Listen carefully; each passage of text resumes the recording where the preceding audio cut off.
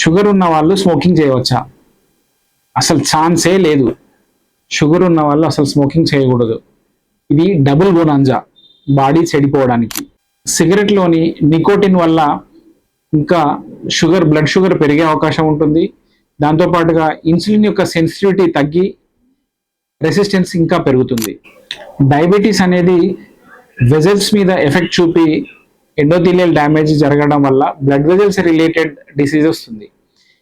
Smoking వల్ల కూడా blood vessels damage అయ్యి డిసీజ్ రావడం వల్ల డబుల్ ఇంపాక్ట్ అనేది ఉంటుంది.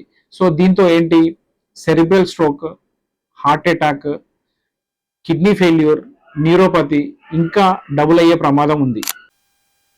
సో ఈ వెజల్స్ బ్లాక్ అవ్వడం వల్ల నరాలు అనేటివి దెబ్బతిని కాళ్ళలో స్పర్శ కోల్పోవడము, తిమ్మిర్లు రావడము, మంటలు రావడం అనే ఈ ఎఫెక్ట్ డబుల్ అయ్యే అవకాశం ఉంది.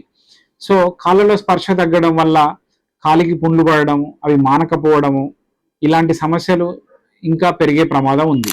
స్మోకింగ్ అండ్ డయాబెటీస్ అనేది dangerous combo. So please quit smoking. మీరు స్మోకింగ్ క్విట్ చేస్తే మీ షుగర్ లెవెల్స్ నార్మల్ అయ్యే అవకాశం నెక్స్ట్ 3-4 monthsలో ఈజీగా ఉంటుంది. కాబట్టి షుగర్ని కంట్రోల్ పెట్టుకోండి, స్మోకింగ్ క్విట్ చేయండి. Thank you.